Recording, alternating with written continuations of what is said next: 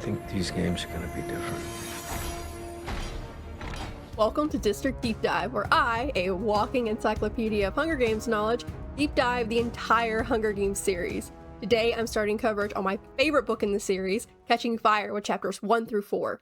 Like always, this series does contain spoilers for Sunrise on the Reaping, so you have been warned. Two things before I get started. If my voice sounds kind of weird, I'm sorry. I have been sick for the past week, and this is the first day my voice has actually sounded better. So much for that week break in between Hunger Games and Catching Fire for me to get ahead, because I was sick that entire week, but it's okay. And secondly, if you're watching this, I reorganized my Hunger Games shrine, so you can see more of my Hunger Games collection behind me now.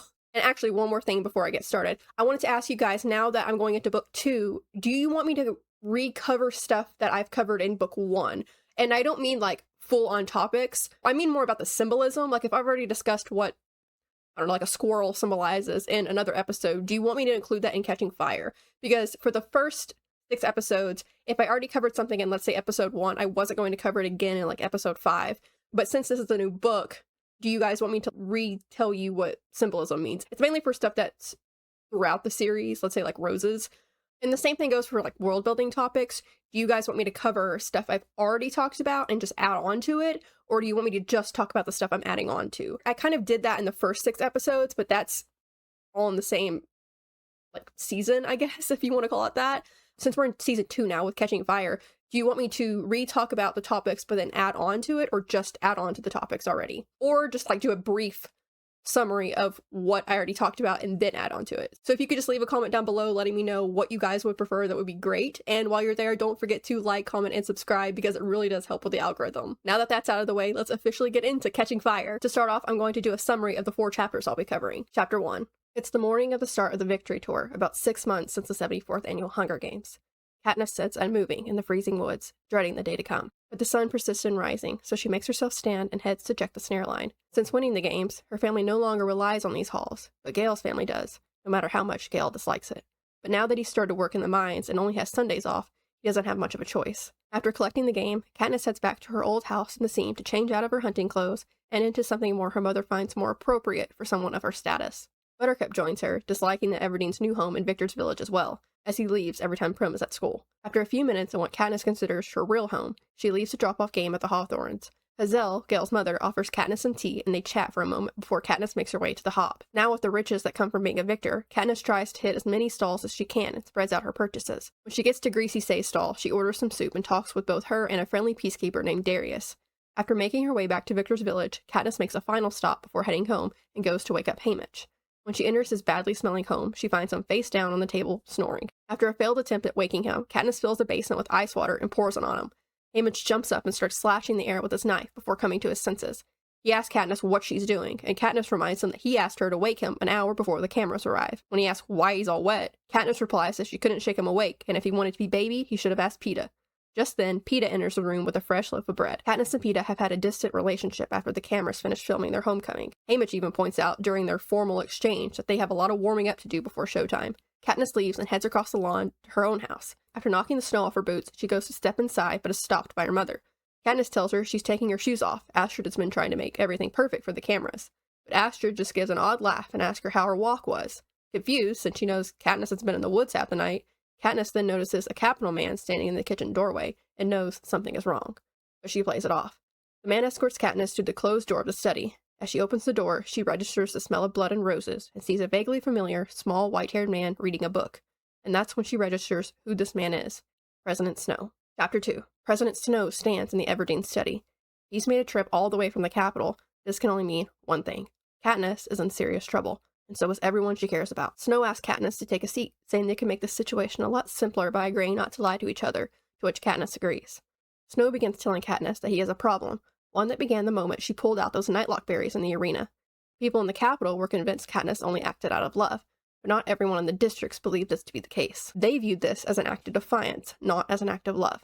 And if Katniss, a girl from District 12, can defy the capital and walk away unharmed, what is to prevent them from doing the same with an uprising? Katniss is shocked by the prospect of an uprising. President Snow informs her there haven't been any yet, but there will if things don't change. He goes on, asking if she knows how many people will die and the conditions the survivors will be left in if this happens. Katniss is taken aback by his speech, as if his concern is the welfare of Penham's citizens, when she knows nothing could be further from the truth. Katniss states that it must be a fragile system if a handful of berries can bring it down, and Snow tells her that it is, but not in the way she imagines. The Capital Man sticks his head in then, saying that Astrid wants to know if he would like some tea. He lets her in, and Astrid brings in tea and cookies, the latter made by Peeta. After she leaves, Katniss says she didn't mean to start any uprisings. He tells her he believes her, but it doesn't matter, because she has provided a spark that may grow to destroy Panem. Katniss tells him to just arrange an accident to kill her, and when Snow tells her no one would believe it and it would only add fuel to the flames, she asks what she needs to do. Instead of telling her, Snow remarks about the lovely cookies Peeta has made, and that while she may not be indifferent towards Peeta, she is not as taken with him as she would have the whole country believe. He then asks her about her handsome cousin, and how she isn't doing him any favors by disappearing into the woods with him every Sunday. Katniss wonders about what else he knows if he knows about that. They have cameras in the woods. They would have heard the two of them saying treasonous things against the Capitol, but not two people in love like he's implying. Then Katniss remembers something. It only happened once, and it was unexpected, but it did happen. The first time she saw Gale alone after returning from the games, Gale kissed her. She was taken aback, and Gale simply said that he had to do that at least once before he left. They never discussed it after that, but any hope Katniss had of resuming their uncomplicated friendship dissipated. With this moment flashing through her head, she begs Snow not to kill Gale, that he's just her friend, that he has been for years, and now everyone thinks they're cousins. Snow replies that he's only interested in how it will affect her dynamic with Peeta, and therefore the mood in the districts. Katniss assures him the love she showed Peeta in the games will be the same on tour, that she will convince everyone that she wasn't defying the Capitol and was just crazy with love. Snow rises and tells her to aim higher in case she falls short, to convince him. Just as he leaves, he whispers in her ear that he knows about the kiss. Chapter 3. The smell of blood on Snow's breath lingers in Katniss's mind as the room spins. She's worried she may pass out. She crushes Peeta's cookie she was holding in her hand. Everyone she loves is doomed if she can't convince everyone that she acted out of love for Peeta when she pulled out those berries. Katniss thinks that she can't do it. Peeta is a likable one, not her. When she hears her mother coming down the hall, Katniss quickly masks her terror and reassures her mom that everything's fine, and that the president always comes to see the victor before the tour, they just don't show it on television. Astrid, relieved, offers to run Katniss a bath before her prep team arrives, and Katniss agrees. She's been trying to mend her relationship with her mom since she's been home. As she soaks in the tub, she debates on who to tell about Snow's visit and lands on burdening Haymitch with the news. As she lets the water block out the sounds around her, Katniss remembers going to the lake her father brought her to as a child, learning to swim and digging up Katniss roots. The sounds of her entourage arriving causes her to get up and out of the tub just as her prep team enters the bathroom. As the prep team works on her, they excitedly ask her about getting to mentor her first year during the third quarter quell. Afterwards, Katniss makes her way downstairs and greets Cinna. He's been helping her develop her talent for designing clothes, i.e. he does all the work while she enjoys the clothes he makes for her. Effie Trinket arrives, letting everyone know they are on a schedule before directing Katniss on what to do while the cameras film her talent. Prim is also being interviewed, and Katniss notices she's standing a bit forward on her toes, like she's about to take flight. Suddenly, she isn't seeing Prim, but Rue. Cinna pulls her back from her flashback as he puts on the finishing touches of her outfit. Astrid pins her Mockingjay pin to her scarf before Effie shoves her out the door to film her and Peeta greeting each other. Hearing Snow's word in her head, to convince him, Katniss runs to Peeta and jumps in his arms. He catches her, but his artificial leg causes them to fall in the snow. There, they kiss for the first time in months. Even though she's hurt him, Katniss knows she isn't alone. He's still looking out for her. That night, after boarding the train to officially start the first leg of their tour, Katniss goes to Haymitch's door and tells him that she needs to talk to him.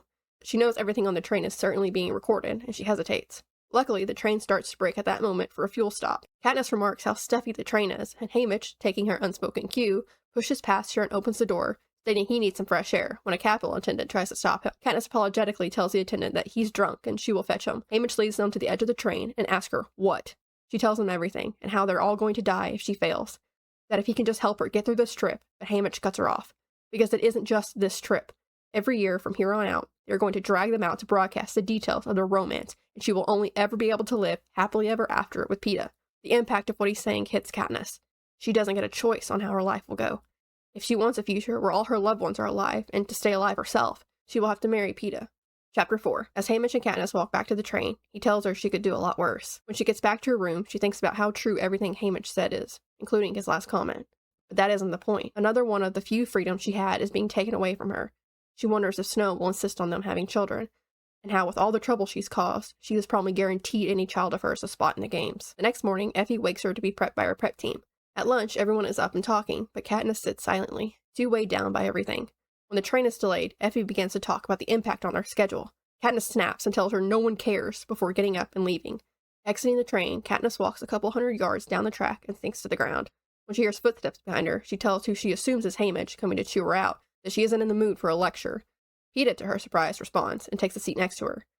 Peta then surprises her again by apologizing for the way he acted on the train ride home after the games, that it wasn't fair to hold her to anything she said in the games, and that she doesn't need to apologize, she was just keeping them alive. But he doesn't want to keep ignoring each other in real life while acting in love every time the cameras are around. He wants them to be friends. Katniss agrees, and his offer makes her feel better. When she still won't tell him what's wrong, Peta suggests a more simple question. What's your favorite color? Katniss smiles and tells him green, and learns that Peta's is sunset orange. Knowing Haymitch wouldn't want her to tell Peta about Snow, she sticks to the small talk and asks to see his paintings. The two walk hand in hand back to the train, where Katniss apologizes to Effie, and Peta takes Katniss to see his paintings, which are not what she was expecting. He has brought the arena back to life with his paintings.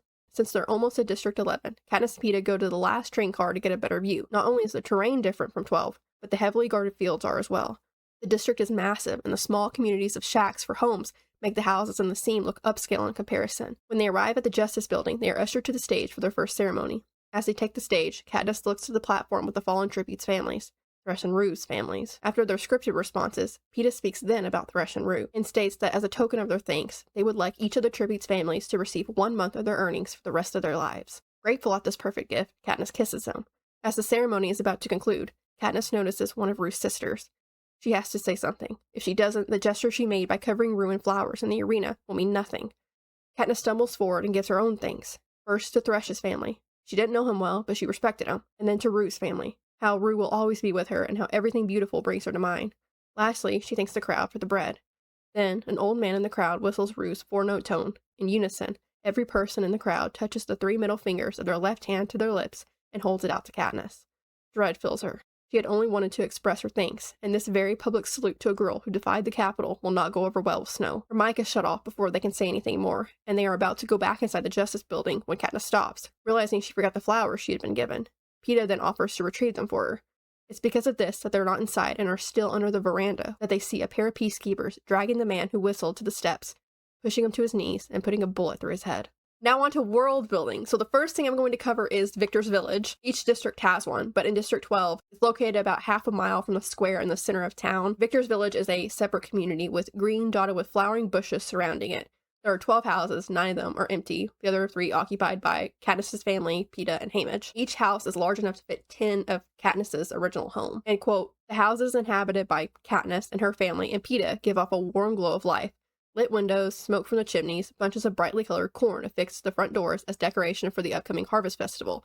However, Haymitch's house, despite the care taken by the groundskeeper, exudes an air of abandonment and neglect. They do technically get to keep their old home because it's still Astrid and Prim's official dwelling. If Katniss were to die, they would have to go back to it, but right now they are living in Victor's Village with Katniss. As for the inside of Katniss's house, there is a study with a large, polished wood desk that Prim uses to do her homework and then Astrid her budgets.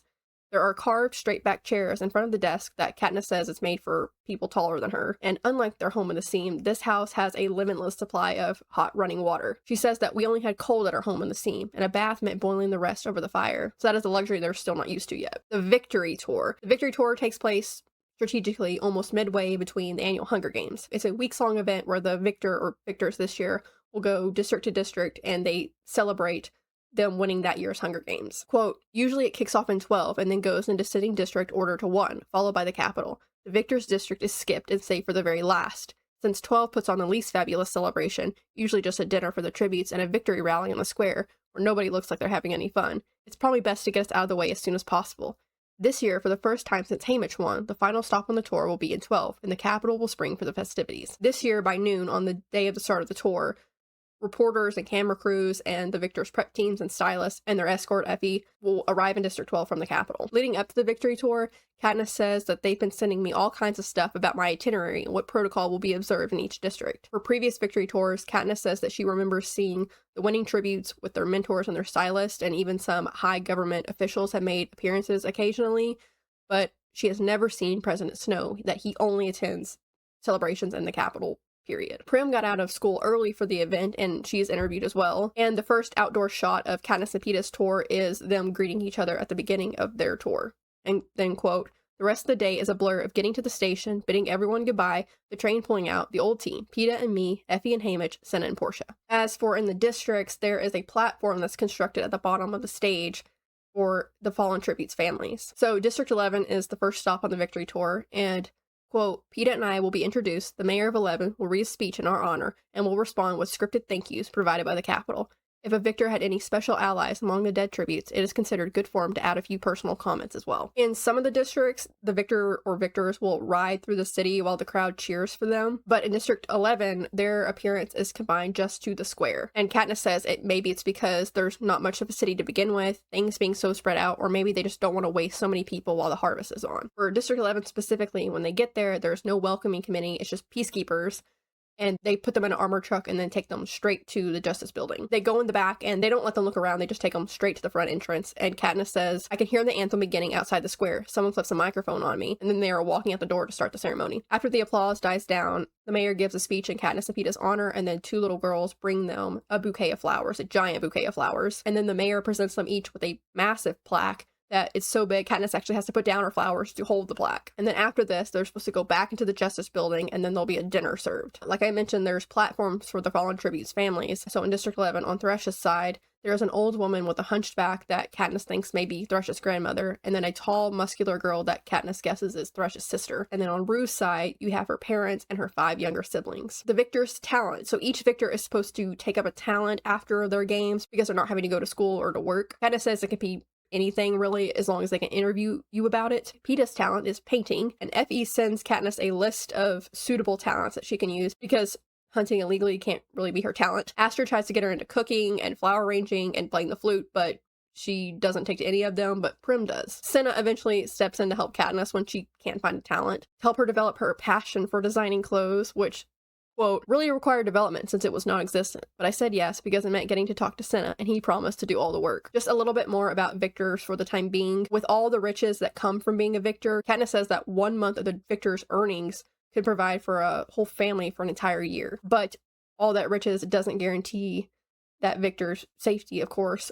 or their children's safety in the reaping. Quote, victor's children have been in the ring before. It always causes a lot of excitement and generates talk about how the odds are not in that family's favor, but it happens too frequently to be about odds. Gale is convinced the Capitol does it on purpose, rigs the drawings to add extra drama. Very briefly about the Quarter Quell, I'm just going to read what Katniss says about it in this first set of chapters, because we're just kind of dipping our toe into it. Quote, they occur every 25 years, marking the anniversary of the district's defeat with over-the-top celebrations and, for extra fun, some miserable twists for the tributes.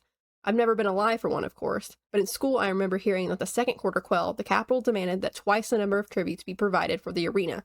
The teachers didn't go into much detail, which is surprising, because that was the year District 12's very own Hamish Abernathy won the crown.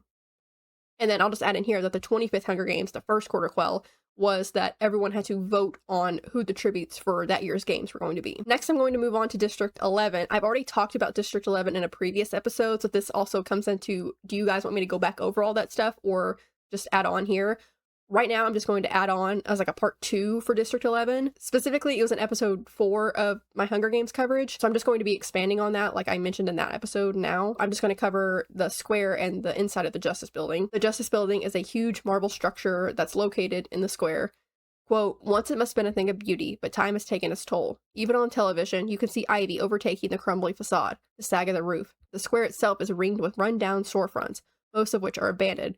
Wherever the well-to-do live in District 11, it's not here. Because of its neglected state, there is a smell of mildew and rot inside, and the doors to the front entrance make a groaning noise when you open them. Right now, there are banners hanging around the square to try to cover up the building's neglected state. So that is just very briefly District 11's Justice Building. I will cover more in depth next episode when we get to see more of it from Katniss's point of view. I may expand on this more next episode, but for now, I'm just going to do like a quick recap of what's happened in between the end of the first book and the start of Catching Fire, like what happened in that time in between. It's going to be very brief. I will go into more detail later on. As for Katniss, I mean, she's obviously moved into Victor's village.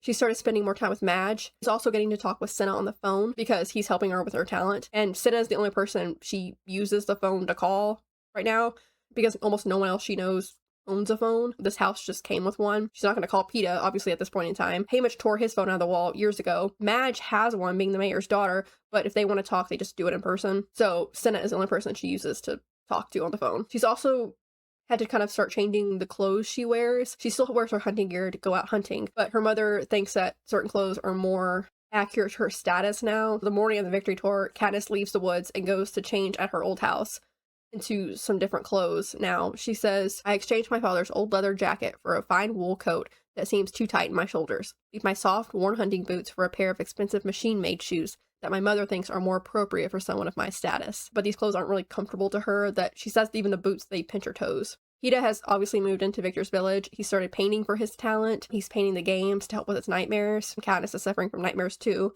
They've had a cool relationship since the games, like I said, and his family did not move in with him to Victor's village, so he is all alone in the house. As for Haymitch, he went through withdrawal a couple weeks before the start of Catching Fire. Katniss has started stockpiling it because, quote, a few weeks ago he ran out and there was none for sale, and he had a withdrawal, shaking and screaming at terrifying things only he could see. He scared Prim to death, and frankly, it wasn't much fun for me to see him like that either. Ever since then, I've been sort of stockpiling, just in case there's a shortage again. As for Gale, Katniss has taken over their snare line because he has started working in the mines 12 hours a day, 6 days a week. And since Katniss's family doesn't really need it anymore, she's bringing it all to Gale's family. And Gale's pride is not happy with this. Gale has also become known as Katniss's cousin at this point, because I already talked about this, but I'm going to add it in again here, that when Katniss and Peeta made it to the final 8 in the Hunger Games, they sent reporters to do stories on the remaining tributes. And, quote, they sent reporters to do personal stories about us. When they asked about friends, everyone directed them to Gale. But it wouldn't do. What with the romance I was playing out in the arena, to have my best friend be Gale. He was too handsome, too male, and not the least bit willing to smile and play nice with the cameras. We do resemble each other, though, quite a bit. We have that seam look. Dark straight hair, olive skin, gray eyes. So some genius made him my cousin. I didn't know about it until we were already home, on the platform at the train station, and my mother said, "Your cousins can hardly wait to see you." Then I turned and saw Gale and Hazel and all the kids waiting for me. So what could I do but go along? We also find out in this set of chapters that during the games, Greasy Say from the Hob started a collection for Katniss and Peeta for sponsorships. It was supposed to just be a Hob thing, but a lot of other people heard about it and chipped in. As for just stuff going on in District 12 in between Hunger Games and Catching Fire, when they get back for their homecoming, first there were obligatory celebrations, a banquet for the victors that only the most high-ranking people were invited to, a holiday for the whole district with free food and entertainers brought in from the capital, Parcel Day, the first of 12, in which food packages were delivered to every person in the district. That was my favorite, to see all those hungry kids in the seam running around, waving cans of applesauce, tins of meat, and even candy. Back home, too big to carry, would be bags of grain, cans of oil, to know that once a month for a year, they would receive another parcel. That was one of the few times I actually felt good about winning the games. And then after a few weeks of this, after everything calmed down, the cameras and the reporters packed up and went home. And then Katniss and Peeta kind of resumed this cool relationship that they've had since then. Now on to characters. So I'm going to do a couple updates for the characters just to add on to them, and then I'll go into the new characters we meet in this set of chapters. For Katniss, I just want to add in, I guess I can add it here, that when Snow is there, he rubs a spot over his left eyebrow, and she says that's the very spot that she herself gets headaches. About Peeta and his appearance right now, quote, "He looks strong and healthy, so different from the sick, starving boy I knew in the arena, and you could barely even notice his limp now. And now that he's rich, he's able to buy real paint to do his paintings with. And like I said, he's been having nightmares, and he tells Katniss later that it's better for him to wake up with a paintbrush in his hand than a knife like Haymitch. As for Gale, I've already said that he started work in the mines. For Prim, I mentioned this too, that when they were trying to figure out a talent for Katniss, cooking, flower arranging, playing the flute, none of them took, although Prim had a knack for all three. President Snow, so I'm going to keep it minimal for his character. So I briefly covered him in my coverage of the Hunger Games. I think I'm going to keep adding on to it as Katniss adds on to it. He is a small, white-haired man who smells of blood and roses. When Katniss sees him, she says that there's a rose in his lapel, which suggests some of the rose smell, but it must be genetically enhanced because no real rose reeks like that. Snow can be charming when he wants to be, but he's also ruthless, and he doesn't mind killing anyone or anything that may threaten him or stand in the way of his power. For Katniss's prep team, Flavius is pretty much the same. Ravinia, her aqua hair has been styled so it sticks out in sharp points all over her head, and the gold tattoos that used to be confined above her brows have curled around under her eyes. For Octavia, Katniss notes that her body is looking plumper than usual next to Venia's thin angular frame, and instead of pea green, Octavia's skin is now a light evergreen shade. For Effie, she is now sporting an orange wig instead of her pink one. Now onto characters we meet. I've mentioned, I think, all of these. Maybe I didn't mention Darius, but I know I've mentioned all of these. I just didn't go into depth because we hadn't officially, met them yet. So I'm going to do that now. There is Cray, District 12's head peacekeeper. He is, quote, an older man with a few strands of silver combed sideways above his bright red face. Katniss says that aside from Haymitch, he drinks more than anyone that she's ever met. Cray turns a blind eye to those that hunt illegally in the district, and he pays well for wild turkey. He's not well liked in District 12, not just because he's a peacekeeper, but because he has a habit of, quote, luring starving young women into his bed for money that made him an object of loathing in the district. In really bad times, the hungriest would gather at his door at nightfall, vying for the chance to earn a few coins to feed their families by selling their bodies. On to the other members of the Hawthorne family besides Gale, we have Hazel Hawthorne, which I know some people say Hazel Hawthorne, but I'm going to be saying Hazel because the first time I read The Hunger Games was, I remember this, I was 13. The first time I read The Hunger Games was actually an audiobook. Someone had posted, I don't think it's up anymore. That's been a while, and you're not really supposed to do that. But someone had posted the audiobook of, I remember the narrator too. It was Carolyn McCormick. Not the new Hunger Games one. It was Carolyn McCormick. She was the one that narrated it, and she pronounced it Hazel. So every reread I've done when I got the physical book, I've always read it as Hazel. So that's how I'm going to pronounce it. That's what her name is in my head. I know some people say Hazel, but it's spelled Hazelle. I think of Hazel as like Hazel. If you say Hazel or Hazel, it's Gail's mom. Anyway, she is the mother of 4 kids, including Gail. Her husband died in the same mining accident as Burdock Everdeen. She was heavily pregnant with her youngest at the time, Posey, when he died. Less than a week after she gave birth, she was out searching the streets for work. She couldn't go to the mines because she had a newborn, so she started doing laundry for some of the merchants in town. Katniss says, Hazel worked her fingers to the bone on that washboard. In winter, her hands got so red and cracked, they bled at the slightest provocation. Still would if it wasn't for the salt my mother concocted. And she often works late into the night to finish up the laundry. Hazel, unlike Gale, doesn't have a problem with the arrangement of Katniss hunting for them now that Gale's in the mines. She also knows Katniss very well. Her and Gale are determined not to let the 3 youngest, Rory, Vic, and Posey, sign up for Tesserae. So speaking of them, Rory is a 12-year-old boy, and he sometimes makes rounds for his mother's laundry business. There's not really like a lot about them, so I'm just going to read these little tidbits we get about their characters. So Vic is a 10-year-old boy. Katniss says that one day when I dropped by to give Hazel the game, Vic was homesick with a bad cough. Being part of Gale's family, the kid has to eat better than 90% of the rest of District 12. But he still spent about 15 minutes talking about how they opened a can of corn syrup from parcel day, and each had a spoonful on bread, and were going to maybe have more later in the week. How Hazel said he could have a bit more and a cup of tea to soothe his cough, but he wouldn't feel right unless the others had some too. Posey is a 4-year-old girl at this point, and she doesn't really seem shy. In Mockingjay, when Katniss's prep team has been found in District 13. This is when this is taking place. It's Posey, Gale's 5-year-old sister, who helps the most. She scoots along the bench to Octavia and touches her skin with a tentative finger. You're green. Are you sick? It's a fashion thing, Posey, like wearing lipstick, I say. It's meant to be pretty, whispers Octavia, and I can see the tears threatening to spill over her lashes. Posey considers this and says matter-of-factly, I think you'd be pretty in any color. The tiniest of smiles forms on Octavia's lips. Thank you. If you really want to impress Posey, you'll have to dye yourself bright pink, says Gale, thumping it straight down beside me. That's her favorite color. Posey giggles and slides back down to her mother. The next character I'm going to cover is Darius. He is a young, redheaded peacekeeper in District 12, and he's pretty much friends with Katniss.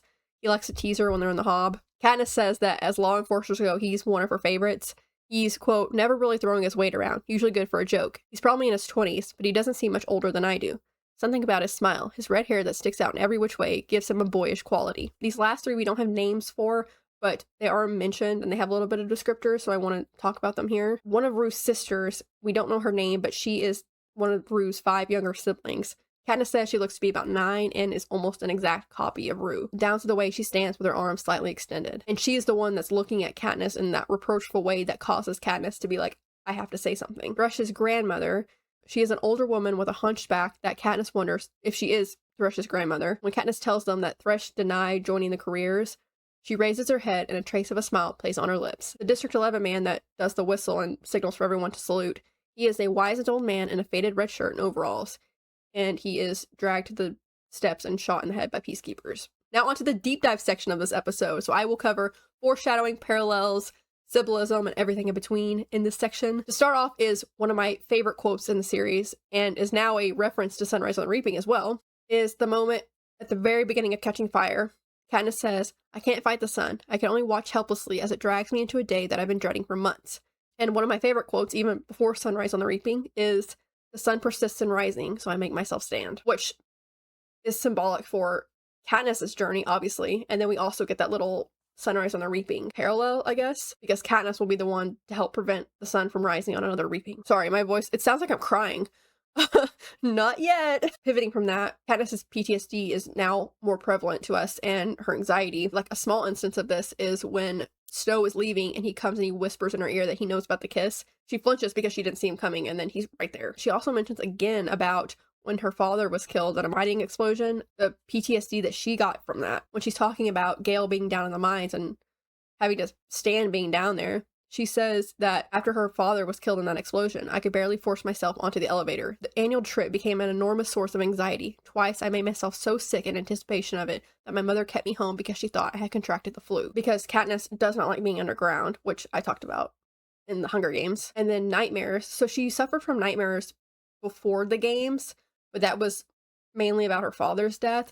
And now that standby nightmare, that she calls it, has been replaced by versions of stuff that happened in the games. So she says some of the nightmares she's been having is my worthless attempt to save Rue, Peeta bleeding to death, Glimmer's bloated body disintegrating in my hands, Cato's horrific end with the mutations. These are the most frequent visitors. And then I will talk about it a little bit more next episode too, because we'll get to see more of her suffering from the nightmares. She also has a flashback when they're getting ready for the tour. Like I mentioned, she was looking at Prim, and then all of a sudden she saw Rue. She says she's leaning a bit forward on her toes, on her shiny white boots, like she's about to take flight. Bam! It's like someone actually hits me in the chest. No one has, of course, but the pain is so real, I take a step back. I squeeze my eyes shut, and I don't see Prim. I see Rue, the 12-year-old girl from District 11 who was my ally in the arena. She could fly, from tree to tree, catching on the slenderest of branches.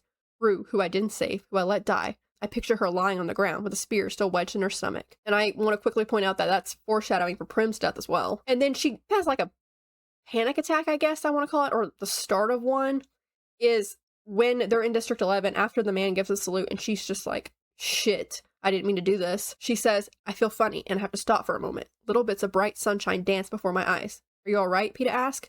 Just dizzy, the sun was so bright. And then when Cinna gave her earmuffs to wear for the victory tour, she doesn't like them. One, because of her practical side, like I've talked about, she doesn't like not being able to hear. But now it's also a trigger because she went deaf in her left ear in the games. I hate earmuffs, I think. They make it hard to hear. And since I was blasted deaf in one ear in the arena, I dislike them even more.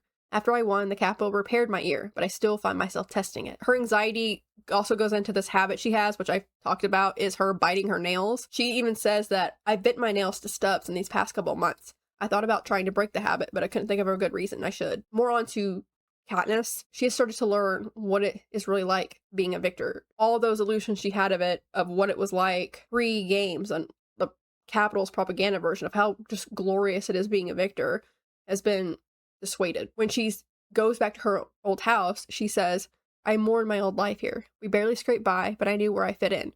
I knew what my place was in the tightly interwoven fabric that was our life. I wish I could go back to it, because in retrospect, it seems so secure compared with now, when I am so rich and so famous and so hated by the authorities in the capital. She also is unrecognizable kind of to herself when she's thinking about the lake that her father took her to, and she's visited a couple times since being back, that the lake has been remarkably unchanged, but she says that I am almost unrecognizable. And another thing to add about Katniss's personality is when Snow comes to see her, he pretty much says, I know about Gale. I know about what's been going on in District 12. She says, well, it's all on the table now. Maybe that's better. I don't do well with ambiguous threats. I'd much rather know the score. To add on to previous segments, again, I talked about Katniss and her bird comparisons. We get another one of those in Catching Fire. When she's looking at Rue's family, she says, the slight bills, the luminous brown eyes, they form a flock of small dark birds. This one is different than the other moments of Katniss not liking owing people, but I wanted to add it because this is a continuous thing with Katniss's character, is not liking being someone's debt. When she speaks about Thresh and Rue, she's like, I have to say something, I owe them too much. It is a little different than the previous time she thought about owing people, but it is still in that realm. Katniss has started thinking of herself more as a criminal and also a rebel. Like, this is the little seeds of her being a rebel. I mean, she's been hunting in the woods. She's been hunting for years illegally in the woods. Her father did that, took her out there. So it's not like she's new to breaking the law. But the way she kind of talks about herself now being like a criminal is a little more apparent. When she's thinking about the Hob, which is the illegal black market, she says, if it attracts a somewhat criminal element, then I belong here, I guess. And then when they're in District 11, they're all, shoved into the truck by the peacekeepers. Effie sniffs as the door clinks closed behind us. Really, you think we were all criminals, she says. Not all of us, Effie. Just me, I think. Because of her stunt with the berries, she feels like a criminal. But she's also has that rebel side of her too. And she may not be like leaning into that right now, but it's still there. Like, she has that defiant nature. And she respects people that also defy the Capitol. Even though right now she's like, I gotta calm things down. I don't want people to die in these uprisings. I don't want to be the cause of that. She still respects people that are putting one over on the Capitol or not being a piece in their games as much as they can be. Her telling Thresh's family that She respected him for his power, for his refusal to play the games on anyone's terms but his own. The careers wanted him to join up with them from the beginning, but he wouldn't do it. I respected him for that. Katniss has gained some confidence in herself, but she also still puts herself down because that's just who she is. She acknowledges that her skill with the bow and arrow is a gift. She says, when she's talking about Gale and him being a whiz with snares, she says, it's more than experience, it's a natural gift. Like the way I can shoot at an animal in almost complete darkness and still take it down with one arrow. Remember last book before the games, she was like, I'm alright with the bow and arrow when Hamish asked her, like, are you any good at it? And now she's like, I have this natural gift. And while she's like, I'm not a good actor, yes, she is not the strongest actor out of their trio, like, she cannot be coached into stuff. She may not be as good as Peeta or even Hamish, but she still does have her moments, especially now that she's in the game outside the games. She knows how she needs to play certain things. And it was established even last episode when Hamish came to warn Katniss before Victor's Night that she can still play it off when the cameras are around and when she needs to. She's smart enough and she's quick on her feet to be able to do that. She says later on in Catching Fire that this is why they've made it so far, Hamish and Peeta. Nothing throws them. But we get a moment in chapter 1 of a situation not throwing Katniss either. When she tells her mom, I'm taking my boots off here because she thinks her mom is stopping her because she's going to mess up her floors. My mother gives an odd, breathy laugh and removes the game bag loaded with supplies from my shoulder. It's just snow, which, I mean, yeah, it literally is snow. She says, did you have a nice walk? Walk. She knows I've been in the woods half the night. Then I see the man standing behind her in the kitchen doorway. One look at his tailored suit and surgically perfected features, and I know he's from the capital. Something is wrong. More like skating. It's really getting slippery out there. And that'll happen again with her covering really quickly after she's injured from jumping over the fence later on in Catching Fire, and the peacekeepers are at her house. When she shows up, she's like, shit, I'm hurt. But she plays it off like, oh, everything's fine. I've just been hunting down the goat man and Prim gave me the wrong directions. You know, darn Prim. She can play things off when she needs to. Katniss and her view on the capital's citizens and how it's evolving. I briefly touched on this back in episode 2 of my Hunger Games coverage. Katniss's views of the capital citizens progress and change over time as she really recognizes who the real enemy is. We can see just how much her viewpoint has changed in Mockingjay versus how Gale sees the capital people. But what I want to point out here in Catching Fire is when she's being prepped, they're like, oh, I shouldn't have had feathers at my party, and this person said this about this person, and Katniss is like, I don't give a shit. But then when Katniss's mom comes in to show them how she did her hair for the reaping, they're all like really enthusiastic. They're all super nice to Katniss's mom. And she says, in fact, all three are so readily respectful and nice to my mother that I feel bad about how I go around feeling so superior to them. Who knows who I would be or what I would talk about if I had been raised in the capital. Maybe my biggest regret would have been having feather costumes at my birthday party too. So she does think their problems in life are stupid compared to hers, but she can also put herself in their shoes and recognize that they come from very different backgrounds and they have grown up living very different lives. On to Katniss's relationships with other characters. I'm going to start out with one of the most important, Buttercup. Buttercup and Katniss are pretty similar, and I think, especially by the end of the series, Katniss sees herself in Buttercup, which may sound ridiculous to some people, but I think she does. I'll talk about it in Mockingjay, but here their relationship has developed a little bit. She goes to her old home, which that's her real home in her mind, and Buttercup doesn't really like Victor's village. He's only there because Prim is there, and when she leaves to go to school, he comes back to their home in the seam. And it says that they've never been particularly fond of each other, but now they have this new bond. Katniss and Astrid's relationship. Like I mentioned in the recap, Katniss has been trying not to push her mother away as much now and kind of repair their relationship after coming back from the games. But Katniss still does protect her family and keep things from her mother to try to protect her. After Snow's visit, Katniss is like, oh, you know, everything's fine. We don't ever see it on TV, but Snow always comes to see the victors for the victory tour. My mother's face floods with relief. Oh, I thought there was some kind of trouble. No, not at all, I say. The trouble will start when my prep team sees how I've let my eyebrows grow back in. My mother laughs, and I think about how there's no going back after I took over caring for the family when I was 11. How I will always have to protect her. Astrid offers like, oh, I can run you a bath, and Katniss agrees and lets her. So she's trying to not brush off her offers of helping her now like she did for so many years because she was just so angry with her. She says she lets her handle all the money that she won, and now she's returning her hugs instead of tolerating them. My time in the arena made me realize how I need to stop punishing her for something she couldn't help.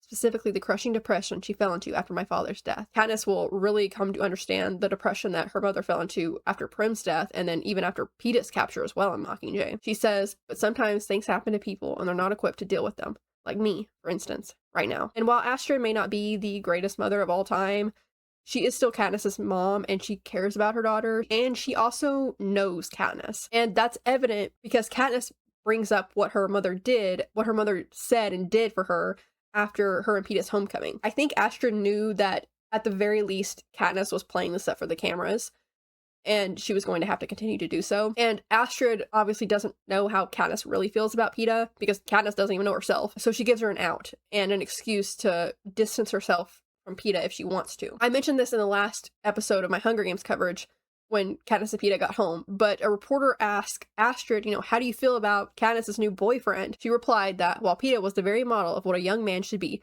I wasn't old enough to have any boyfriend at all. She followed this with a pointed look at Peeta. There was a lot of laughter and comments like, somebody's in trouble, from the press, and Peeta dropped my hand and sidestepped away from me.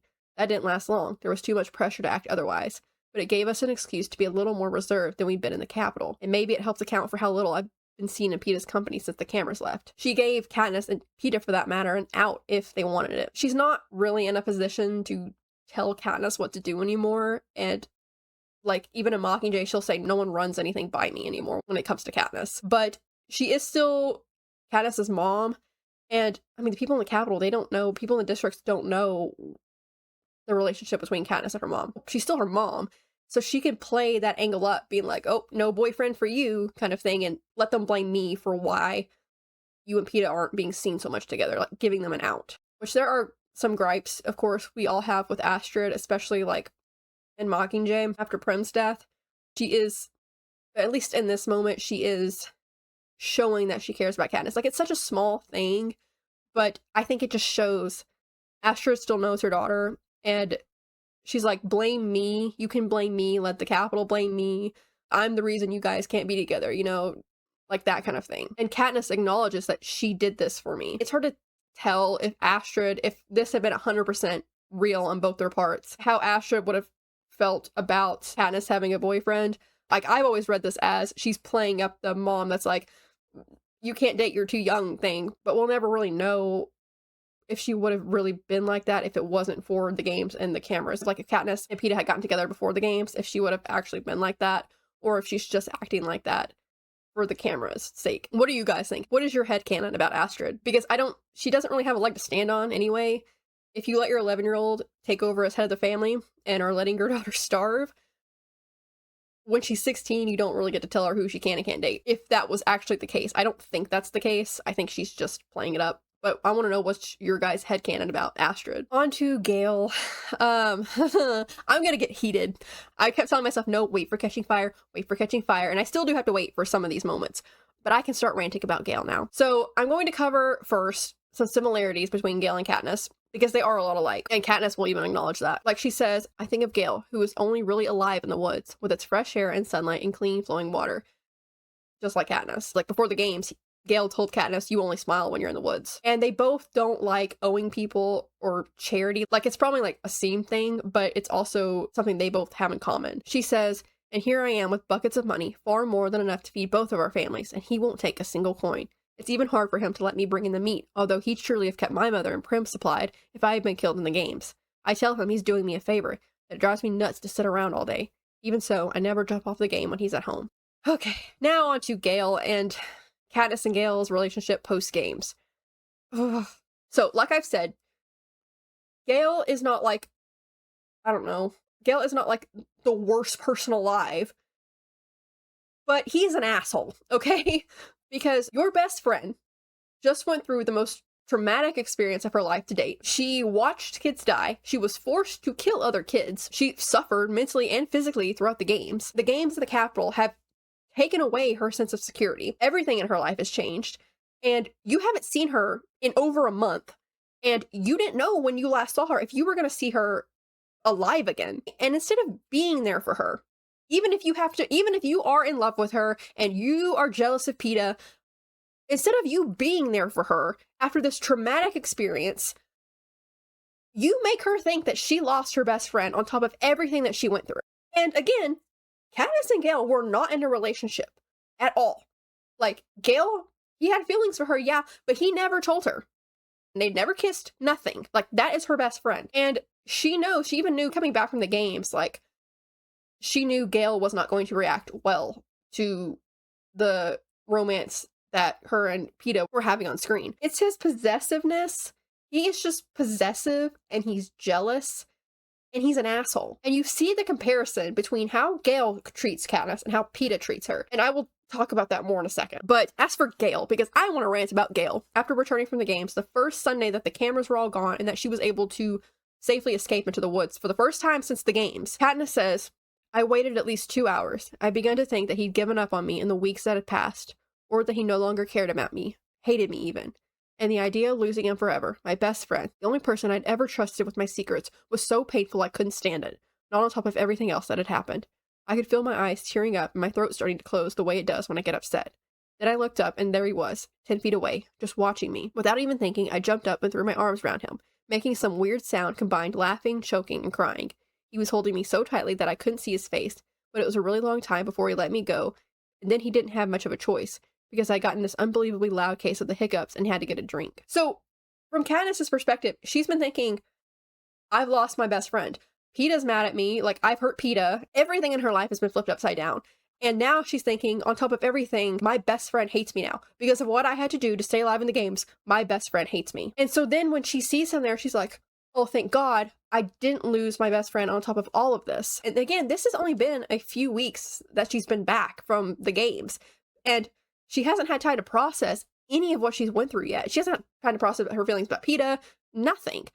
Because the cameras have still been here. I mean, this is the first Sunday that she felt like, okay, I can go escape into the woods. So she's like, oh, finally, something from before the games is still normal. So that day, that Sunday, they do what they normally do. They don't talk about certain things. They're just in the woods, like before the games. And Katniss says, by the time we were at the hole in the fence that's nearest the hob, I think I really believed that things could be the same, that we could go on like we always had. Then suddenly, as I was suggesting I take over the daily snare run, he took my face in his hands and kissed me. Gale is Katniss's best friend. He knows Katniss. And instead of letting her settle into her new life after everything has changed, like the cameras again have just left, she hasn't had time to breathe yet. You throw one more change in her life on top of that. Like, damn, if you were gonna kiss her, could you not have waited a little bit longer after the cameras have left, after she's had a little bit more time to process everything she's been through? No, because he's a jealous person and he wants to mark his territory on her because he's mad that she was out there kissing PETA.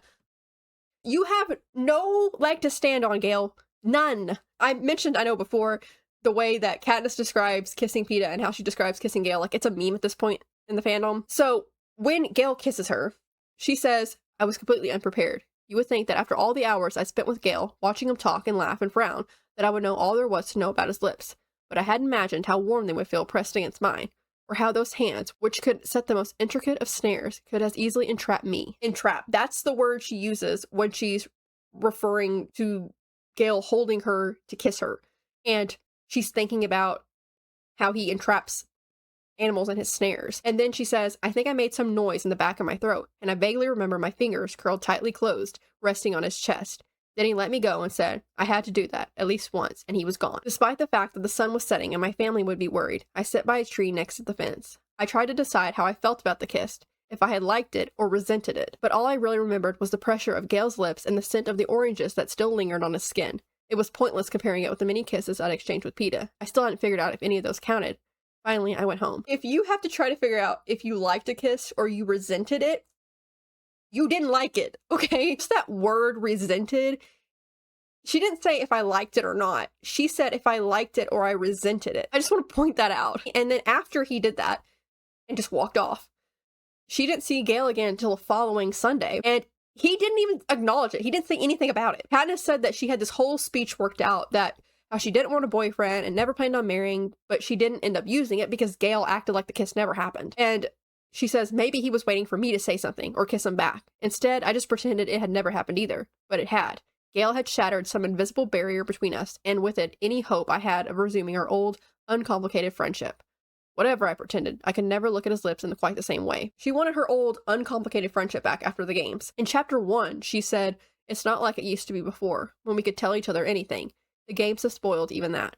I keep hoping that as time passes, we'll regain the ease between us, but part of me knows it's futile. There's no going back. Gale pisses me off, because I feel like I'm beating a dead horse here. It just feels like Gale is marking his territory and he's jealous. And like his attitude, because he doesn't treat Katniss really like his friend. He's like one of those guys that are like, I'm in the friend zone or whatever. No, you're just her friend. If your condition of being her friend is due to being in a relationship, you're not her friend. Just the compare and contrast between Gale and Peeta, because Gale's attitude is doesn't even want Katniss friends with Peeta, let alone being with him. And if you want that, Katniss, then I'm not going to be your friend. I'm going to be a complete asshole to you. If you don't want to lose me, you can't have Peeta. And Peeta is not like that. Like, Peeta was hurt, yes, but he will be like, if you want to be with Gale, if that's what makes you happy, be with Gale. I don't want to pressure you into anything, but I still want to be your friend. That's okay if we're just friends. It's just, fuck you, Gale. But moving from that part of Gale's character to Gale and his role later on in Mockingjay, she doesn't want to tell Gale about her conversation with Snow because she knows how he'll react. And she knows that he's just so angry and frustrated at the Capitol. She thinks that sometimes he's going to arrange his own uprising. The last thing he needs is an incentive. And then, talk about this conversation later.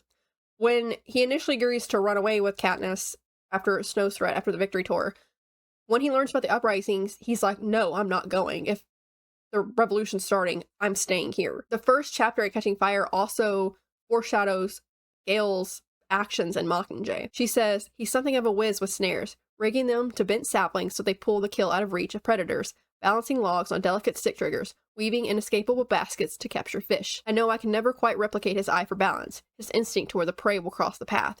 It's more than experience, it's a natural gift. Because he will create a trap with the double explosion that ends up killing Prim. Moving from the asshole that is Gale onto Peeta, because I love Peeta. Katniss and her relationship with Peeta. She still hasn't figured out exactly what her feelings are with Peeta, like what was the games, what was her. And then Gale's attitude on top of that isn't helping, but she even thinks that he's one of the people I care about most. When Snow was talking about both Gale and Peeta, she says, my revulsion at this conversation and discussing my feelings for two of the people I care most about with President Snow chokes me off. And then after their conversation about what's your favorite color, Little Miss, I don't know what my feelings are about Peeta. When Cinna brings her dress for District 11, it's a pretty orange frock patterned with autumn leaves. I think about how much Peeta will like this color. I don't think she's thinking of I think Gale would like this color on me. There's definitely not a paragraph about Gale's eyelashes.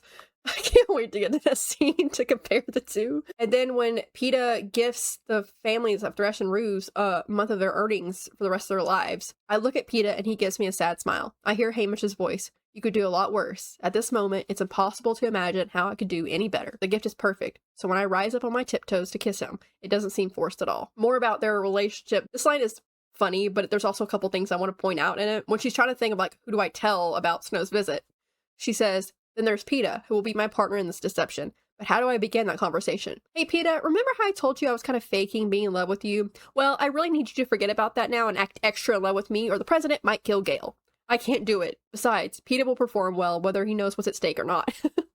So the first thing I want to point out is Katniss, and then subsequently Haymitch, not telling Peeta about Snow's visit backfires in District 11, and he is pissed when he finds out that they kept this from him. Second, is Peeta jealous of Gale? Yes, he even says as much. But Peeta isn't spiteful in his jealousy like Gale is. Even if Katniss and Gale were together, which they're not, I still think that if Peeta knew about Snow's threat to Gale's life, he would try to prevent it. Not just because he cares about Katniss and Gale dying would hurt Katniss, but because Peeta is just a good person and he can separate his own desires, his own feelings from the needs of others. He's not going to put his jealousy or his hurt above someone's life. One thing I want to add specifically about Peeta is this moment he has of his generosity and his kindness being an act of rebellion on his part. Back in ye olden days of the Hunger Games fandom, there were people that like to discredit Peeta and call him useless or weak or whatever. I was never one of those people. Thank you very much. I feel like it's the tide has turned now. People understand the different strengths characters can have and how useful Peeta was in terms of the revolution and rebellion. I just want to know all those people that like to call Peeta useless back in those days. Don't you feel foolish now that you've grown, now that you hopefully understand his character a bit more? People that call Peeta useless or weak piss me off.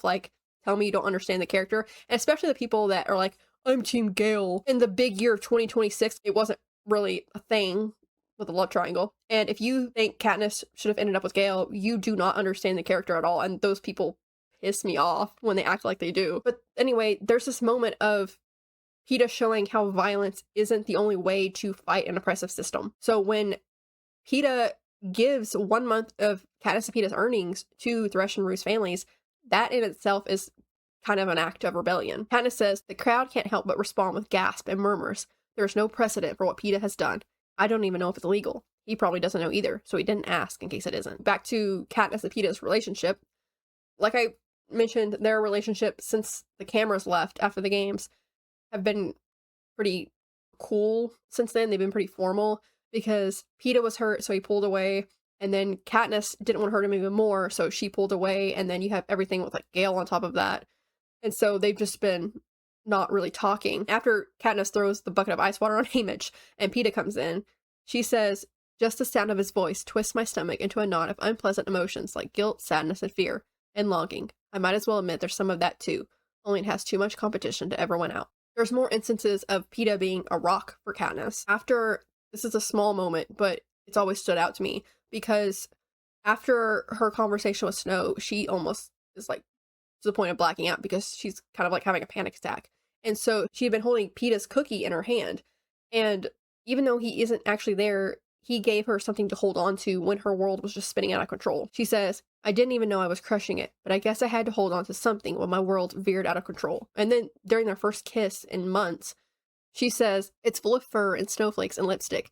But underneath all that, I can feel the steadiness that Peeta brings to everything, and I know I'm not alone. As badly as I have hurt him, he won't expose me in front of the cameras, won't condemn me with a half-hearted kiss. He's still looking out for me, just as he did in the arena. Somehow, the thought makes me want to cry. He does offer a friendship to Katniss. I talked about it at length in the last episode of my Hunger Games coverage, that neither Katniss or Peeta wanted to hurt the other one. They were just in a complicated situation, and they were on different pages, and they unintentionally caused hurt to the other one. And I also pointed out that Peeta is pretty emotionally mature, especially for someone his age. He understands why Katniss did what she did. So just think about what I said with Gale, like him being that asshole, and then you have Peeta coming in and saying this. I'm gonna read the whole thing, okay?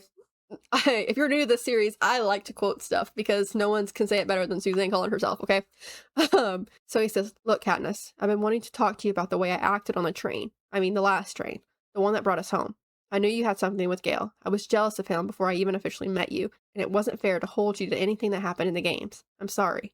His apology takes me by surprise. It's true that Peeta froze me out after I confessed that my love for him during the games was something of an act, but I don't hold that against him. In the arena, I played that romance angle for all it was worth. There have been times when I didn't honestly know how I felt about him. I still don't really. So there wasn't anything going on with Gale, but Peeta still wants to be her friend, even though he thinks there is. Them being together is not a condition of their friendship like it is with Gale. Peeta understands the situation that she was put in, and he even apologizes for his own actions after that. Like, he acted out of hurt, and he apologizes for that. And then Katniss apologizes too, but Peeta tells her that she doesn't have anything to apologize for. He says, you were just keeping us alive, but I don't want us to go on like this, ignoring each other in real life and falling into the snow every time there's cameras around.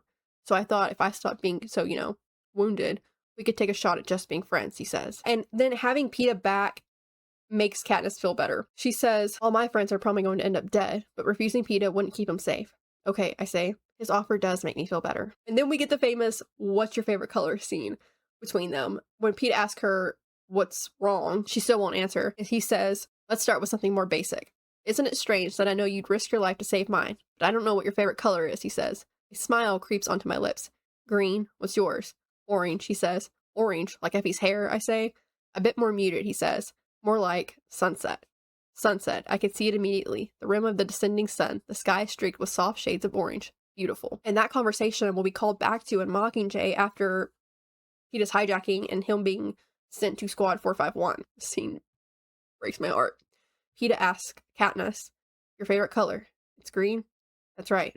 Then I think of something to add, and yours is orange. Orange. He seems unconvinced. Not bright orange, but soft, like the sunset, I say.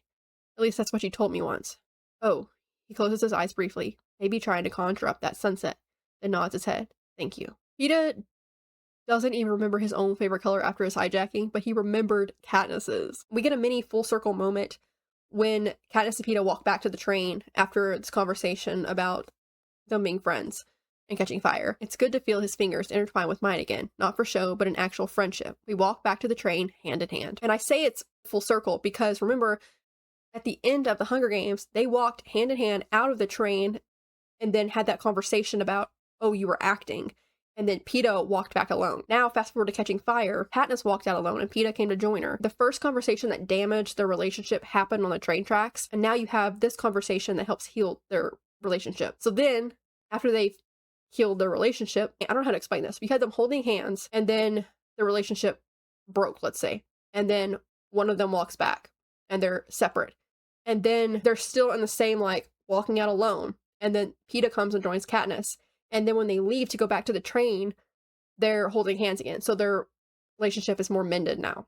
Does that make sense? What I'm trying to talk about, like, what the symbolism is here? I know what I'm trying to say, but I don't know if I explained that very well. When they get back to the train, Peeta shows Katniss his paintings. And Katniss has a very Katniss response when he asks, you know, what do you think about them? She's like, I hate them. But she later tells him, after he's like, do you really hate them? That, yeah, I do, but they're extraordinary. Like, she hates them because these paintings are of the games, and he creates them so lifelike. And then they're also talking about their nightmares, because Katniss is like, how do you remember things in such great detail to paint them?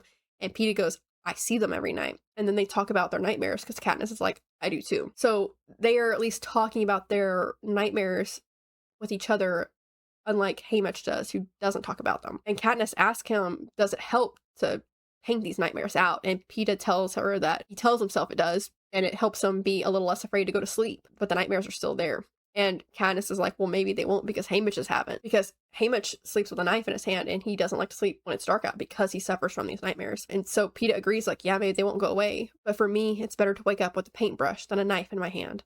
Which I think is also just symbolic of Peeta's character too, of him rather waking up with a paintbrush than a knife in his hand. And then after we have like this heavier moment of them talking about, you know, their nightmares of these paintings, we get a little bit of humor afterwards, because Katniss goes, want to see my talent? Sinan did a great job on it. Peeta laughs later. There's a parallel with here in Catching Fire, the start of the Victory Tour, and then the start of Victor's Night back in Hunger Games. And they're both kind of instances of Katniss and Peeta reuniting. So Victor's Night was Katniss and Peeta reuniting for the first time after the games.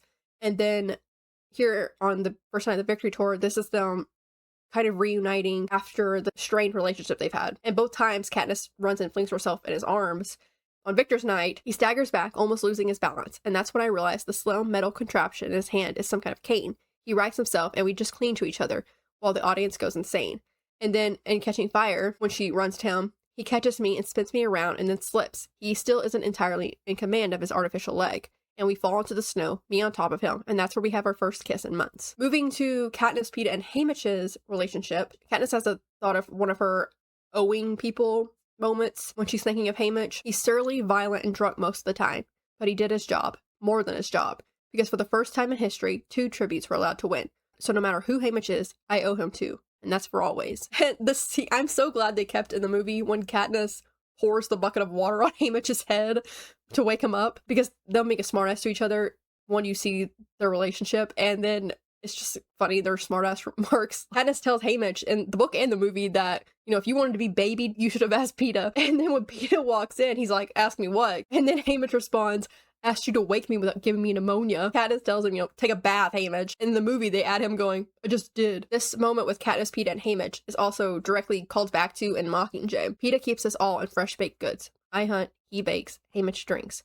We have our own way to stay busy, to keep thoughts of our time as contestants in the Hunger Games at bay. And then in Mockingjay after the war, we learn to keep busy again. Peeta bakes, I hunt, Haymitch drinks until the liquor runs out, and then raises geese until the next train arrives. Fortunately, the geese can take pretty good care of themselves. And Haymitch says, in the Sunrise on the Reaping epilogue, my liver's wrecked and I only dry out when the train's late. I drink differently these days, though, less to forget, more out of habit. While the 3 of them don't necessarily talk about it, they do know the other one's trauma responses after the horrors that they've had to endure. Like them knowing Haymitch sleeps with a knife in his hand. He doesn't like to sleep when it's dark out. Going back to in the Hunger Games when Katniss and Haymitch could communicate without saying anything to each other, they continue that in Catching Fire.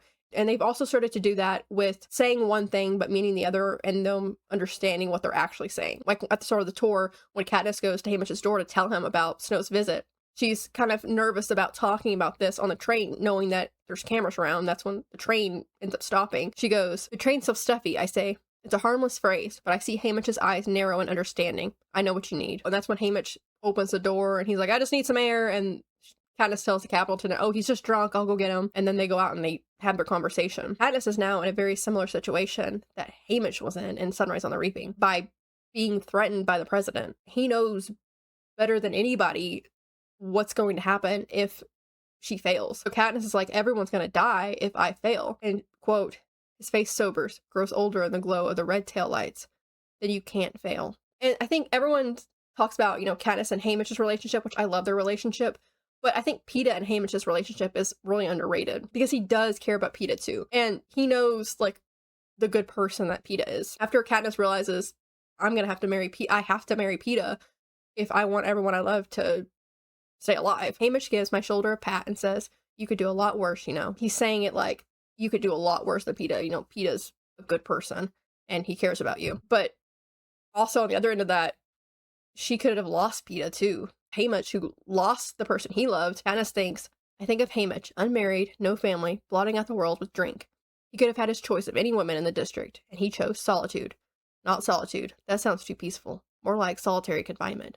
Was it because, having been in the arena, he knew it was better than risking the alternative? Solitary confinement is a good way to put it, because after he lost his family and he lost the girl he loves, he pushed away all of his friends because he didn't want them to end up dead too. I mean, he was lost in grief and he was lost in the trauma after his games, and he didn't want to lose anybody else, so he put himself in solitary confinement.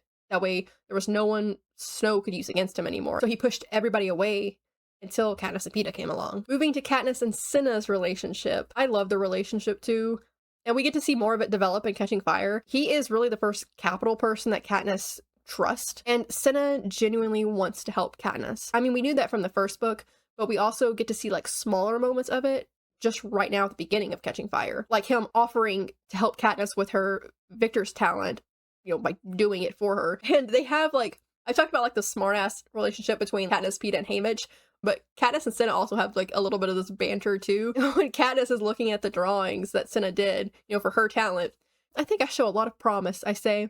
Get dressed, you worthless thing, he says, tossing a bundle of clothes at me. And then she goes, did I design my outfit, I ask. No, you aspire to design your outfit and be like me, your fashion hero, says Cinna. He hands me a small stack of cards.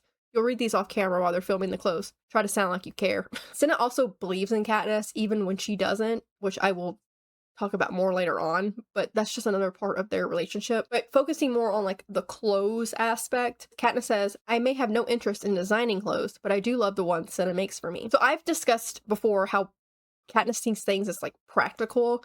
If it's not for survival, she's not going to care about it. She's not going to waste time or effort on it. But that slowly changes throughout the books. And while she doesn't really care about designing clothes, she does like the ones that Cinna makes for her, and she admires them because Cinna makes them for Katniss. He's not trying to make Katniss fit into the Capitol's trends or whatever. He's making clothes that were for and fit Katniss, not just like physically, but who she is too. He isn't trying to change Katniss into be more of like the Capitol standards. He's just giving her more ways to be herself. There's this tiny little detail that Katniss mentions that shows that. Like I mentioned before, the boots that she puts on after her hunting boots, she doesn't like them because they pinch her toes. And like the jacket she puts on, it's too tight in her shoulders. And the shoes, her mother thinks, those are more appropriate for someone of your status. They're not comfortable. And the outfit is Katniss trying to fit in into who she's supposed to be, or who she thinks she's supposed to be. But when Cinna makes her clothes, they fit Katniss physically, but they also fit who Katniss is. This is how she describes the first outfit that Cinna puts her in for Catching Fire. Flowing black pants made of thick, warm material, a comfortable white shirt, a sweater woven from green and blue and gray strands of kitten soft wool, lace leather boots that don't pinch my toes. Because she, like I said, that's a small detail because she mentioned the other ones pinched her toes, and the ones Cinna makes for her don't. There's also some foreshadowing for Cinna's death in this set of chapters. Katniss decides against telling Cinna about the threat from Snow, because my guess is Cinna might already be at risk, and I don't want to pull him into any more trouble by closer association with me. So there's some things at the beginning of Catching Fire that foreshadows the things that are going to happen later on in the book. We get Katniss listening for the fence to see if it's on or not, but she says that it hardly ever is, even though the thing is supposed to be charged full time. Katniss will get trapped on the other side of the then electrified fence later on in Catching Fire. Katniss says that Hazel and Gale are determined not to let the younger three siblings sign up for any tesserae. After things get really bad in District 12 with the arrival of the new peacekeepers, Rory does end up signing for tesserae. It's also during this time that Katniss convinces Haymitch to hire Hazel as a housekeeper. In Chapter 1 of Catching Fire, she says that Haymitch refuses to let anyone in to clean and does a poor job himself, which this also leads into more foreshadowing in Catching Fire with Haymitch. Also in Chapter 1, Katniss says that she's stockpiling the liquor in case there's another shortage, like what happened a few weeks prior, and he went through those horrible withdrawals. And then Peeta mentions later on that he also has some white liquor stored at home too. Haymitch will start going through withdrawals again after the crackdown in District 12, her convincing him to let Hazel come in and clean. She also says that he hardly notices his improved living conditions because he's fighting a whole different battle. Peeta and I tried to ration what white liquor we had, but it's almost run out, and the last time I saw Ripper, she was in the stocks. When Katniss is in the bath and she's waiting for her prep team to arrive, she thinks back to her father taking her to the lake and teaching her how to swim, and that she was so young when he taught her, she doesn't even remember learning how to swim. And she also makes a mention that since coming back from the games,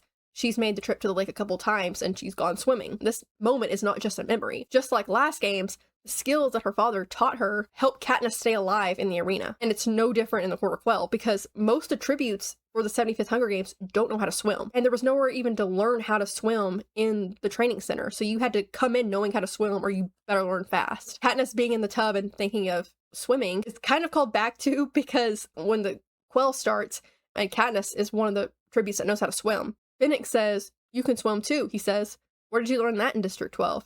"We have a big bathtub," I answer. "You must." I wish they would have kept that in Catching Fire. I can't wait to talk about Finnick and them later. But just like last year, what should have been a disadvantage to Katniss is actually an advantage to her. I probably want to save this, but she's already showing herself to be a threat again because she's from 12. She should know how to swim. Just like last year, she shouldn't know how to hunt. She shouldn't know how to survive off the land, but she does. And swimming is not like a common skill if you're not from District 4. I was going to talk about this now, but I need to save it for when they actually get into the games. But I just wanted to point out, her remembering this moment is telling us now, as readers, Katniss knows how to swim. Which may be like, if you've never read Catching Fire, you're like, okay, she knows how to swim. But that's not a common skill in District 12, but Katniss knows how to do it. Speaking of the Quarter Quell, in Chapter 3, we get Katniss's prep team talking about the Quarter Quell, which lays the groundwork for Katniss and Peeta going back into the games later on, and then them also watching Haymitch's games, or a version of it. Katniss thinks during this set of chapters, Haymitch has never mentioned his personal experience in the arena to me. I would never ask. And if I ever saw his games televised in reruns, I must have been too young to remember it, but the Capitol won't let him forget it this year. In a way, it's a good thing Peeta and I will both be available as mentors during the Quell, because it's a sure bet that Haymitch will be wasted. Without even taking into account Sunrise on the Reaping, Katniss mentioning that she hasn't seen or doesn't remember seeing any reruns of Haymitch's games foreshadows to later on when Katniss realizes why she's never seen reruns of Haymitch's games. After her and Peeta watch the tape, they're talking about him using the force field to win his games. Katniss says, "It made them look stupid that he figured it out. I bet they had a good time trying to spin that one. Bet that's why I don't remember seeing it on television. It's almost as bad as Us and the Berries." Now, with what we know from Sunrise on the Reaping, the games that Katniss and Peeta watch are heavily edited, but it doesn't take away from the fact that they had to show Haymitch using the force field to win his games, even if it was unintentional. This is a very, very small detail, but it's a continuity thing in between the books.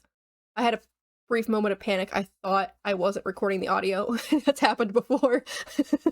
I was like, fuck. Anyway, this is a very, very small, minuscule detail, but it does keep with the continuity of the books. Katniss mentions in this set of chapters buying yarn from the Hob. Then in Mockingjay, Greasy Stay's granddaughter takes a blue ball of yarn from Astrid's knitting basket, and Katniss tells her, you can just keep it because no one in this house can knit anymore. A callback to the Hunger Games is during their stop in District 11. Katniss, of course, thinks back to the moment of her burying ruined flowers, but she also thanks the people from District 11 again for the bread.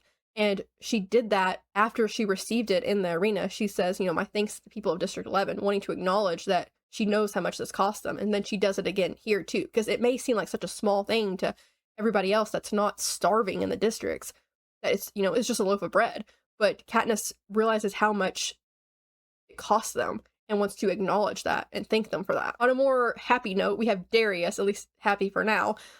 He is a side character, but I love him. Yes, he's a peacekeeper, but he's also funny. And like Katniss says, he doesn't really throw his weight around. So the morning of the victory tour, he is messing with Katniss at the Hob, and that makes her smile. Like, she is not having a good day. She's dreading the day to come, and he still is like messing with her and brings a smile to her face. And he just has like a friendly relationship with Greasy Say and Katniss. And then later on in Catching Fire, he even tries to step in after Thread just keeps whipping Gale to try to stop him. Of course, that leads to him becoming an A-box, but I'll talk about that later. Back to the funny moment. Because they cut it out of the movie, I'm gonna read it. Darius says to her, "Aren't you supposed to be on the train?" he asks. "They're collecting me at noon," I answer.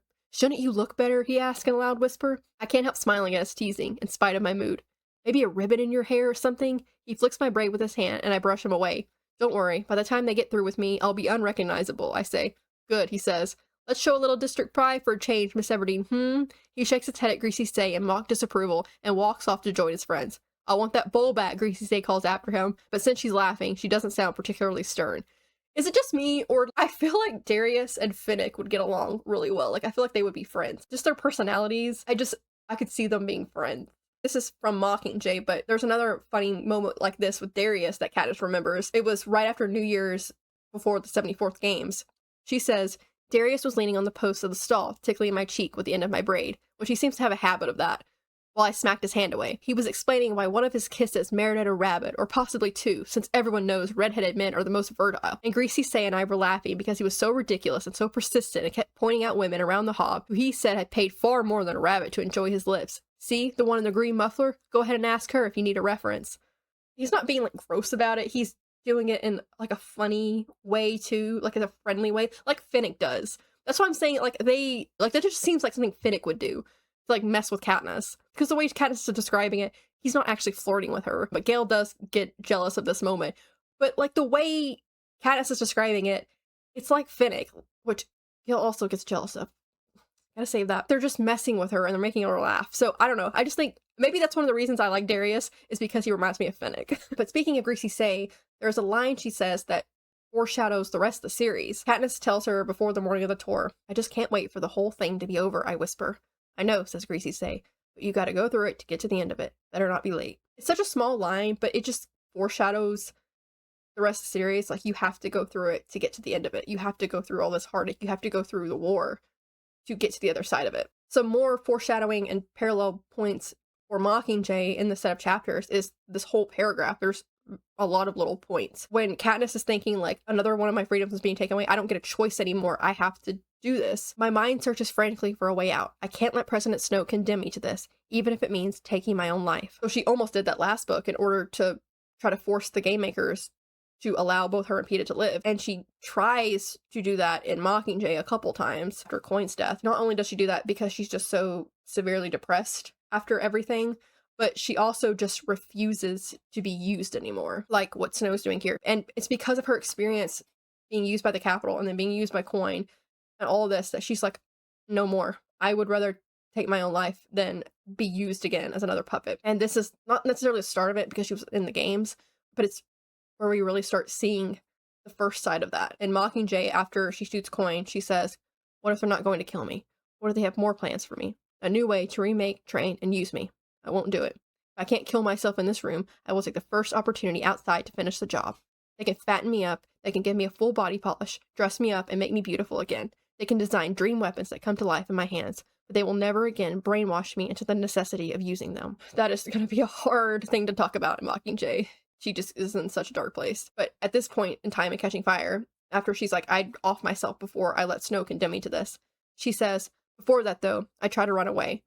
What would they do if I simply vanished, disappeared into the woods, and never came out?" Which is what Lucy Greybeard did. Whether you believe she's dead or alive after Snow shot at her, she did disappear into the woods to escape Snow, just like Katniss is thinking of doing. Whether you think she did that by escaping by her death, or by just disappearing and living out however long in the woods. And then Katniss thinks, "Could I even manage to take everyone I love with me, start a new life deep in the wild? Highly unlikely, but not impossible."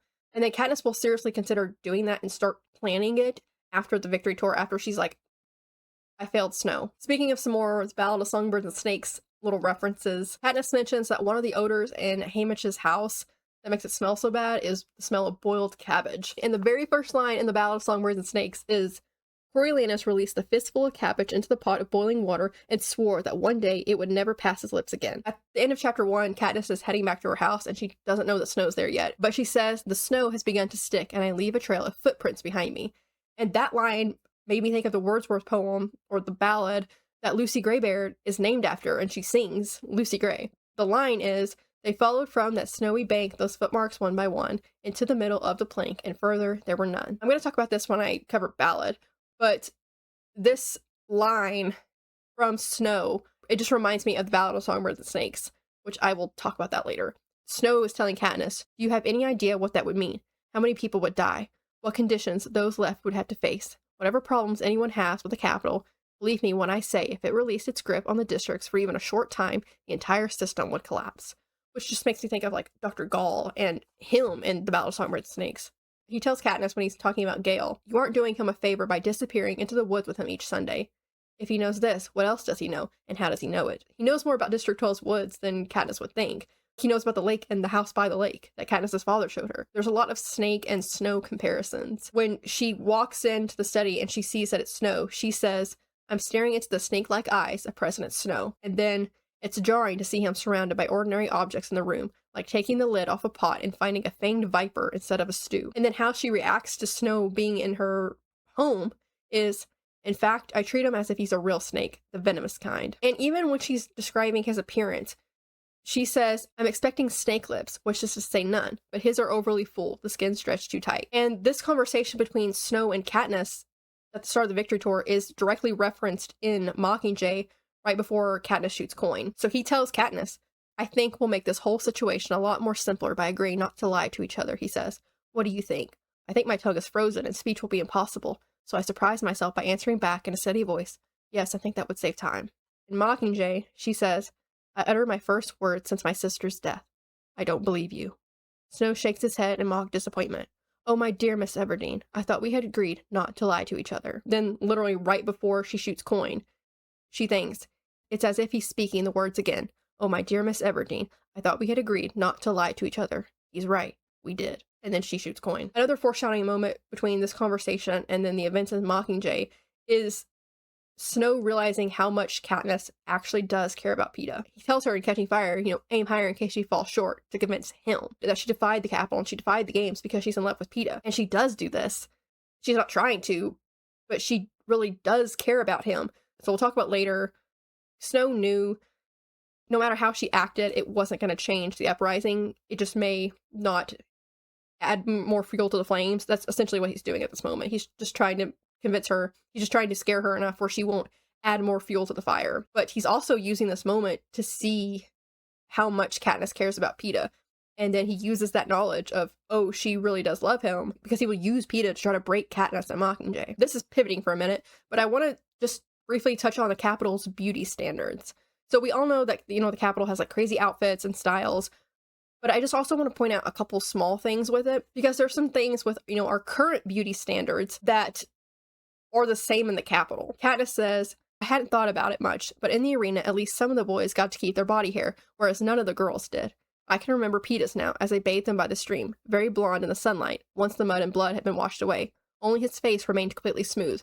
Not one of the boys grew a beard, and many were old enough to. I wonder what they did to them." So just like our current times, girls and women are expected to, wax or shave their body hair, unlike boys and men. But it also plays into them wanting the tributes to look young, which also plays into modern day with wanting people to look younger by not letting the boy tributes grow any facial hair because it made them look younger. And we know, I can't say certain things because I don't want to get demonetized, but in the Capitol, we know what happens to desirable tributes after the games.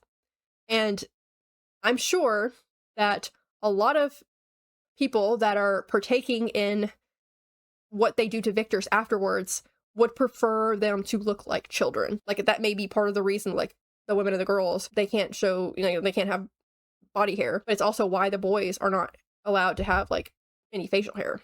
That makes sense. I'm also trying not to mention a name I'm thinking of, or names in real life. But anyway, that standard or belief isn't really upheld in District 12, at least not in the Seam, because Katniss having leg hair is normal to her. Like, I'm sure a lot of it had to do with people being like, I have much bigger things to worry about than my body hair. It's just a little thing that shows how something natural, like leg hair on women, is seen as gross in the Capitol, But in Katniss's life, it's just normal. She's even happy when her leg hair grows back because she says, I was so happy when it grew back in too, as if it were a sign that things might be returning to normal. I run my fingers along the soft, curly down on my legs and give myself over to the team. It's just not a thing, at least in Katniss's life. It's just normal to have body hair. But that's so different from the Capitol. And if you remember last episode, Haymitch had a big fight with the game makers because they wanted to alter Katniss's breasts while she was unconscious after the games. It's also stated here in Catching Fire that Cinna told her prep team no alterations to Katniss. Quote, Flavius tilts up my chin and sighs.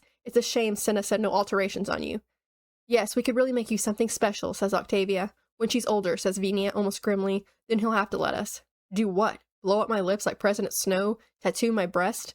Dye my skin magenta and implant gems in it? Cut decorative patterns in my face? Give me curved talons or cat whiskers? I saw all these things and more on people in the Capitol. Do they really have no idea how freakish they look to the rest of us? And just something I want to note with the cat whiskers comment. In Sunrise on the Reaping, there is a woman with cat ears that feeds Haymitch shrimp during the party or the victor's banquet. And of course we have Tigress, who Katniss says that she's never seen cat whiskers so long on a Capitol person's face as the ones that are on Tigress. Moving to Rue. Rue ended up becoming a martyr for the rebellion. And just like Katniss, it wasn't intentional. It just happened because of her being herself. Like, her love of mockingjays had her point them out to Katniss and then teach her the 4-note tone that she used at home to like signal the day's up. And that whistle that she taught Katniss becomes a part of the revolution that her people in District 11 will help carry on. And then Katniss and Rue's friendship obviously has a big impact on Katniss. Rue was Katniss's friend, and in a way, Rue was kind of a combination between Katniss and Prim, because her and Katniss are both big sisters, and they both helped care for the younger siblings. Rue was a survivor. She could live off the land like Katniss. Like, they have a lot of similarities, but she's also like Prim. I mean, they were similar in size, too. Like Prim, she could appreciate the beauty in life. Maybe when Katniss was like, I got other things to worry about. Like Rue's love of music, and then Prim wanting to see the cakes in the bakery. Like, just small things in life that they can just see the beauty in life. And she was gentle like Prim, and she was reaped at her first reaping. And Katniss will continue to remember Rue, and she sees her everywhere. She had a big impact on Katniss. She tells Rue's family, but I feel as if I did know Rue, and she'll always be with me. Everything beautiful brings her to mind. I see her in the yellow flowers that grow in the meadow by my house. I hear her in the mockingjays that sing in the trees. But most of all, I see her in my sister Prim. My voice is undependable, but I'm almost finished. Thank you for your children. And then, of course, we got that parallel with Rue and Prim both dying. But speaking of the rebellion aspect of it, we get some more little crumbs that lead up to it. And the way that Katniss is, like, discussing it is becoming more rebellion-esque. I don't know if that's the right word for it. It's getting late, and my brain is getting fried. In chapter 2, when Katniss is thinking about the berries, she says, all I was doing was trying to keep Peeta and myself alive. Any act of rebellion was purely coincidental. But when the Capitol decrees that only one tribute can live, and you have the audacity to challenge it, I guess that's a rebellion in itself. The whole conversation with Snow and Katniss foreshadows everything to come. And you start to see the push and pull in Katniss of, I need to keep my family safe, we need to run. But you also have the side of her that's wanting to fight. When Snow tells her that if you, a girl from District 12 of all places, can defy the Capitol and walk away unharmed, what's to prevent them from doing the same? You know, what's to prevent an uprising? Katniss says, it takes a moment for his last sentence to sink in. Then the full weight of it hits me.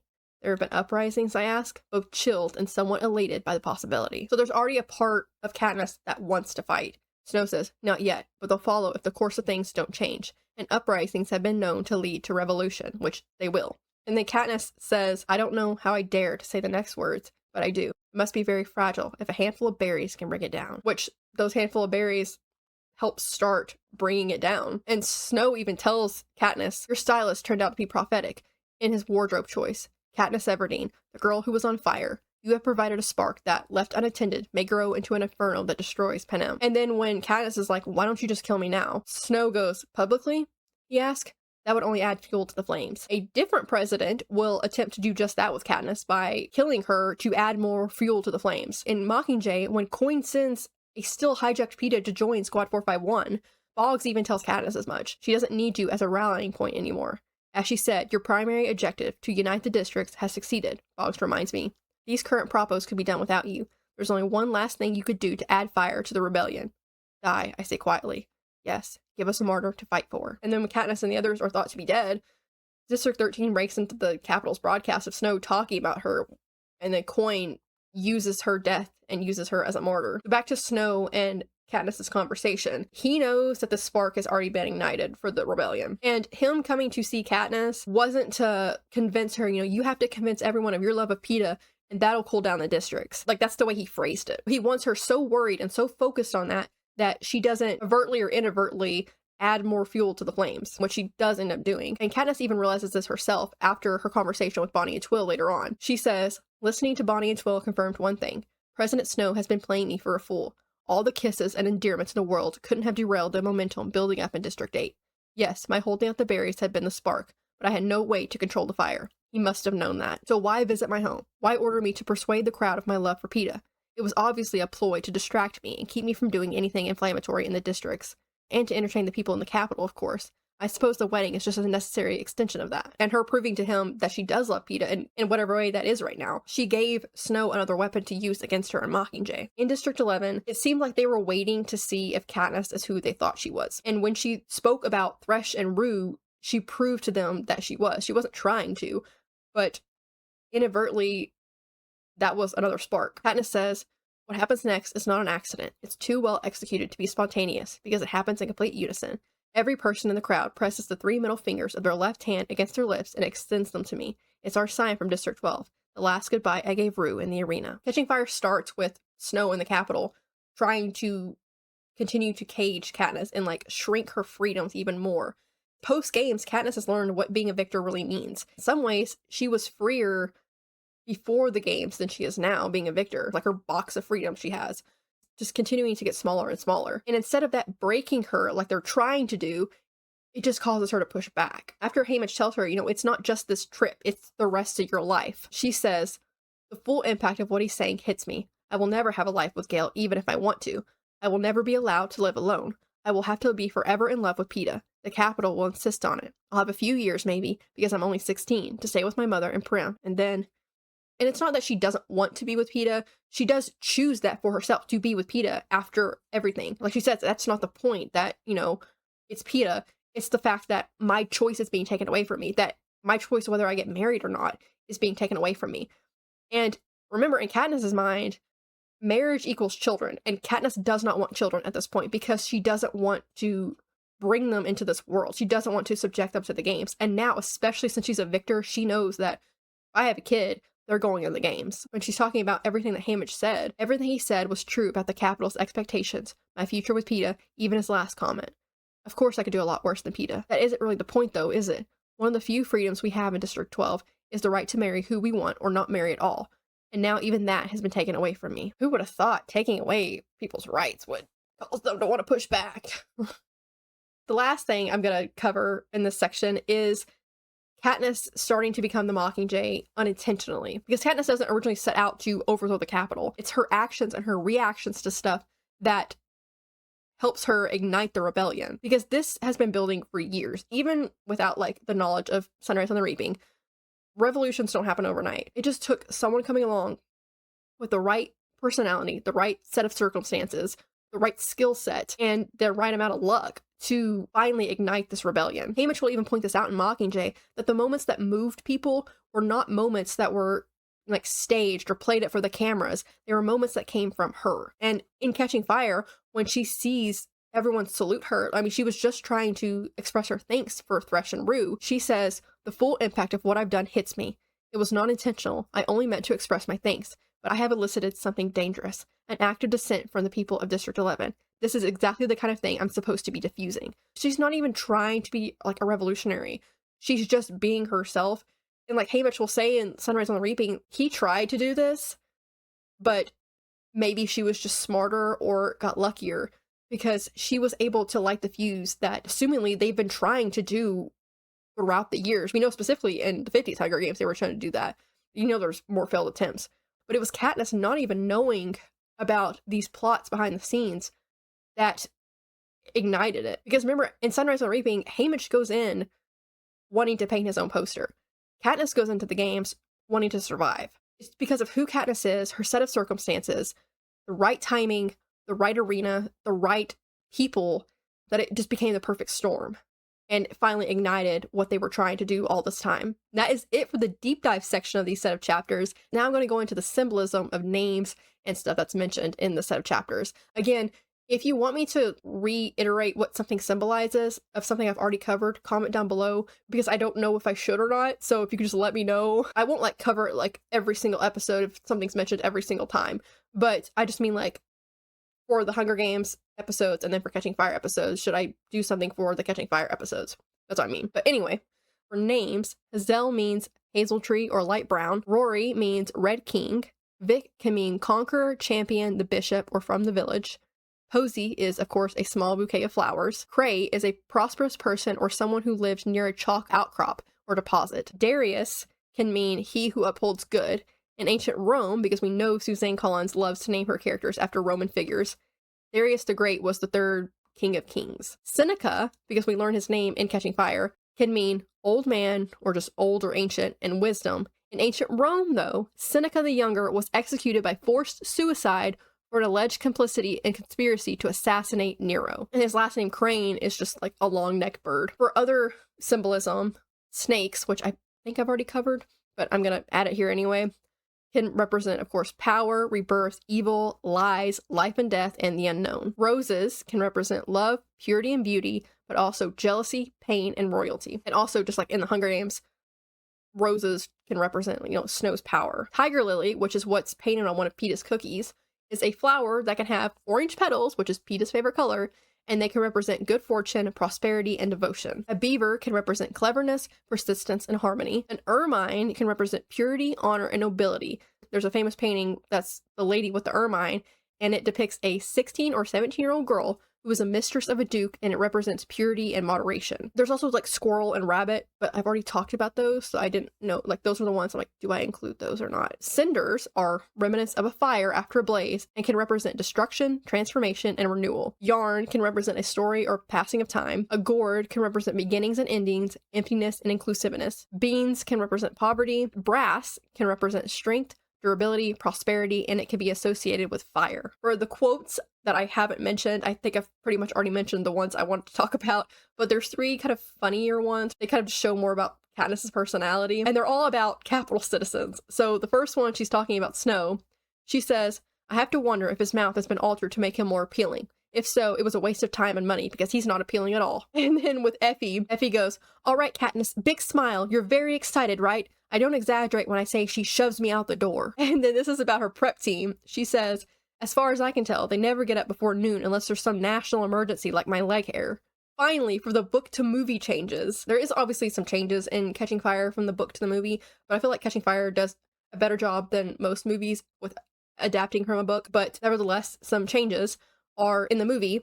Gale shows up when Katniss is sitting alone at the start of the movie, and then none of that sequence happened in the book because Gale was working in the mines. Katniss going to see Hazel and the seam is gone because like Hazel is gone. They also took out the fact that Gale has a younger sister, Posy, in the first movie, and then we just don't see Rory or Vic in Catching Fire. Next, because they took out Peeta having a prosthetic leg, when Katniss and Peeta fall at the start of the tour, it's just because of the snow in the movie. Katniss's outfits that she wears during the tour in the book are different than what they are in the movie. They took out the victors having a victor's talent, so there's no scene of her filming her talent with her designing clothes with Cinna. And then there's no scene on the train with Peeta showing Katniss's paintings. In the movie, Katniss snaps at Effie in a different way than she does in the book. In the book, the train stops and Katniss goes outside after snapping at Effie, with Peeta following her shortly after.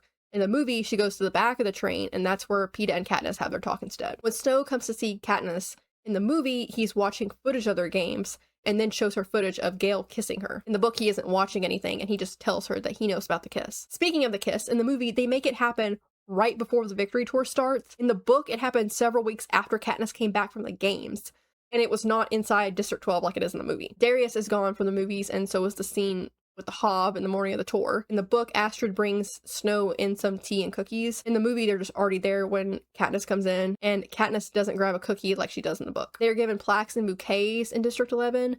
In the movie, this doesn't happen. The scene with the man getting shot in District 11 is different. Why did I write in 12?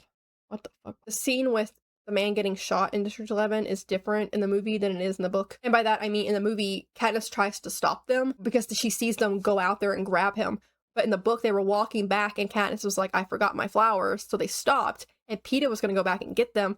And it's because they're still outside that they see the Peacekeepers bring him up and shoot him. It's implied in the first Hunger Games movie that the man we see in District 11 that starts the riot after Rue's death is Rue's father. And then you can infer that he was killed for that, because in Catching Fire, we don't see her parents, because in the book, Katniss says her parents are up there with an S. And in the movie, we only see Rue's mother. Instead of Katniss telling Haymitch about Snow on the train tracks, and then Peeta finding out after the man is shot in District 11, in the movie, she tells both Haymitch and Peeta at the same time in the attic in District 11. This is a very small detail, but in the book, Katniss and Peeta, for their microphones, have lavaliers clipped to them, but in the movie, they have a microphone on a stand. If you don't know what lavaliers are, they're the ones that clip to your shirt, like the little microphones you see. And that is it for this week's episode of District Deep Dive. Next week, I will be covering chapters 5 through 9 in Catching Fire. Before you go, don't forget to like, comment, and subscribe, and share this with fellow Hunger Games fans because it really does help with the algorithm. You can also follow me and the show on TikTok and Instagram because I will post updates there. And if you would prefer to listen to this in podcast form, all episodes of District Deep Dive are available wherever you get your podcast from. Thank you guys again so much for watching, and please comment down below letting me know about what you guys want me to include regarding stuff that I've already covered in the Hunger Games versus covering it in the later books. That way I know going forward. And also just in general, if there's anything you want me to make sure that I cover, you can let me know down below. But yeah, I can't believe I'm already on Catching Fire. It is my favorite book and movie of the entire franchise, so I'm very excited covering it now. It is my favorite book and movie of the Hunger Games, and that's really saying something because I love all of the Hunger Games, if you couldn't tell. But I really love Catching Fire. But yeah, again, thank you guys so much for watching, and I will see you all next week. Bye, guys.